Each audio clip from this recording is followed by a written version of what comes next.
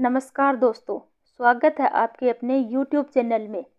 आज की इस वीडियो में हम बताएंगे कि पूजा में किन किन चीज़ों का होना अनिवार्य है, नहीं तो पूजा अधूरी मानी जाती है।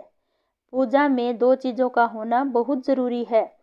जब कोई भी ब्राह्मण या विद्वान आपके घर में पूजा करते हैं तो सबसे पहले दीप प्रज्वलित करते हैं। आप भी जब भगवान के मंदिर में पूजा करें, घर में भगवान का पूजन करें, तो आप स्तुति पाठ जप मंत्र अनुष्ठान सब बाद में करते हैं। सबसे पहले दीप प्रज्वलित करते हैं, अखंड दीप लगाते हैं। तो क्यों लगाते हैं, इसका कारण क्या है, इसका महत्व क्या है? पद्म पुराण कहती है उस दिए को जलाने का एक कारण होता है। चाहे ब्राह्मण हो चाहे यजमान हो, दोनों उनके बोलने में कोई गलती हो गई हो, जो कोई स्तुति में गलती हो गई हो, तो आप उस दीप में, उसकी अग्नि में इतना बल होता है कि सारी त्रुटियों को समाप्त कर देता है, सारे देवताओं को एकाग्रित कर देता है। उस दीप में वो बल होता है कि सारे 33 करोड़ देवी देवता उस दिए के सामने आकर खड़े हो जाते हैं। घी की बाती वाले दिए के सामने, मोमबत्ती के सामने नहीं, क्योंकि दिए में घी होता है, बाती होती है और दीपक भरा हुआ होता है, उसमें गहराई होती है। जब दिए में घी जलते जलते समाप्त हो जाता है तो दिया खाली हो जाता है। लोगों को लगता है कि दीप खाली हो गया है, पर अग्नि पुराण कहती है कि दीप खाली नहीं हुआ।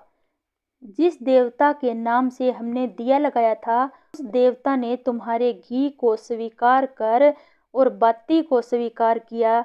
जितना ज़्यादा घी उस दिए में डाला था, भगवान ने, उस देवता ने उतनी ही आपकी झोली खुशियों से भर दी।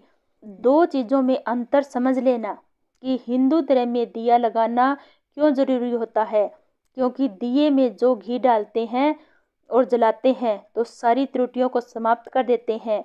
और दूसरी बात, जब दिया जलते जलते घी समाप्त हो जाता है तो वो घी देवता को समर्पित हो जाता है, उसके माध्यम से हमारी मनोकामना पूर्ण हो जाती है।